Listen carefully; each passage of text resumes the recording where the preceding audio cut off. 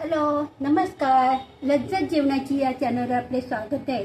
मैत्रिणींनो, आज जी मी रेसिपी बनवणार आहे ती आहे पावसाळी भाजी सतपुती. याला सतपुती असे म्हणतात. तर ही भाजी कशी करायची ही मी तुम्हाला रेसिपी दाखवणार आहे. आज मी तुम्हाला सातपुते याला म्हणतात. हे अशी असते, शिरोळं कसं असतं त्याप्रमाणे याला शिरा असतात. याला सातपुती म्हणतात. ही पावसाळ्यातच मिळते. आता ह्या सीझनमध्ये ह्या भाज्या मिळतात. वर्षभरातून गणपती जेव्हा जवळ येतात त्यावेळेला ही भाजी मिळते. बघा, ही अशी आहे. ह्याच्यामध्ये कडवे वाल घालून ही भाजी करणार आहे. तर ही भाजी कशी साफ करायची ही तुम्हाला दाखवते.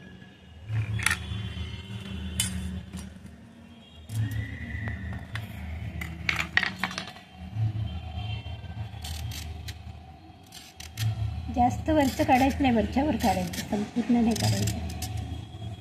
आपण शिरोळ जसं साफ करतो त्याप्रमाणेच हे करायचं. पण खूप चवीला छान असते, चविष्ट अशी भाजी आहे.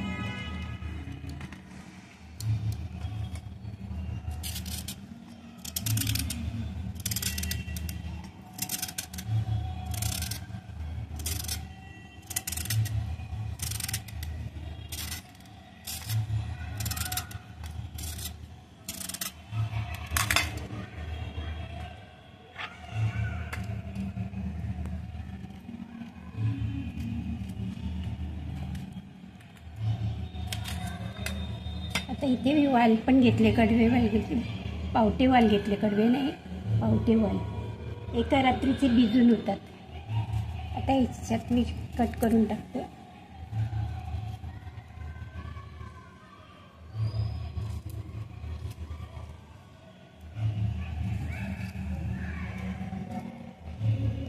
कांदा लसूण विरहित अशी भाजी आहे, कारण आज श्रावणी सोमवार असल्या कारणाने कांदा लसूण मी घालणार नाही.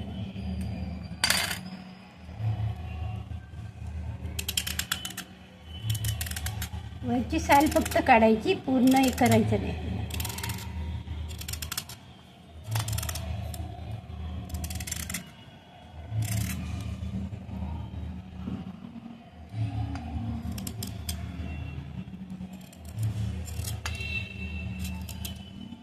अशा प्रकारे सगळी भाजी तुम्हाला कापून दाखवते.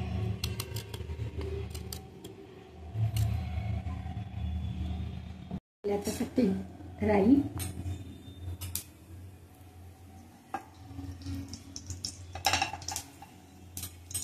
त्यानंतर जिरं, थोडा हिंग,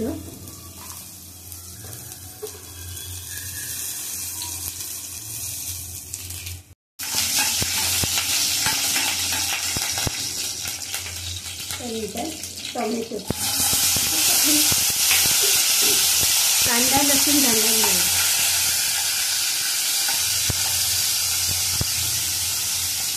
कांदा लसूण विरहित अशी ही भाजी आहे.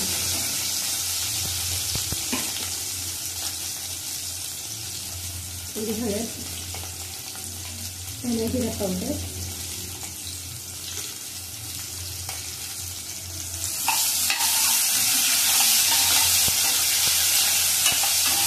आपण तेल, खोबरं, कोथिंबीर, जिरं हे वाटण केलेलं आहे ते सुद्धा मी टाकते.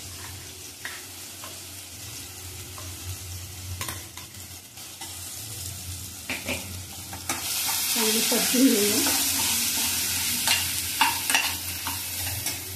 नंतर मी टाकणार आहे मसाला.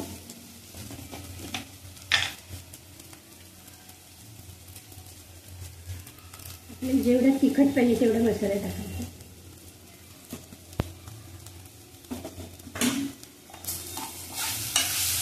थोडंच पाणी टाकतो.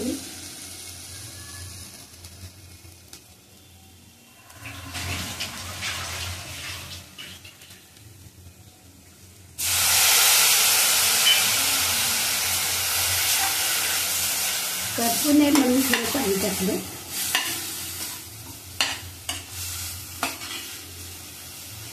आता आपण टाकूया सतपुती भाजी आहे. ती पावसाळ्यातच भाजी मिळते, तर ती भाजी आपण वालाबरोबर छान लागते.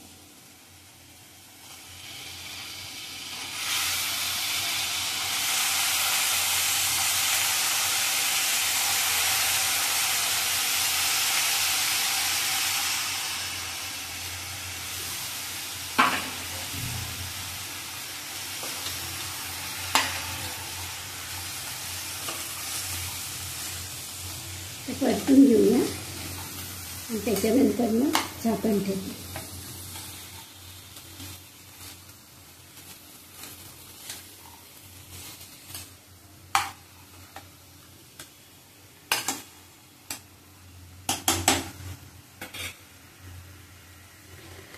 गॅस स्लो ठेवते.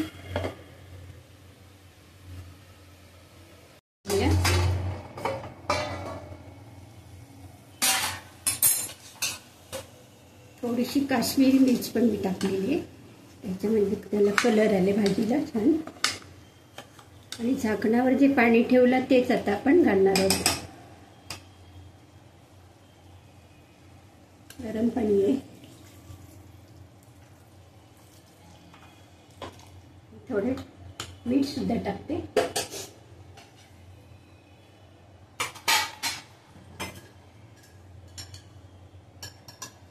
आता आपण भाजी शिजत ठेवूया. त्यानंतर थोडा गरम मसाला सुद्धा स्प्रिंकल करते. आता आपण परत झाकणावर पाणी ठेवून ही भाजी शिजवणार आहोत.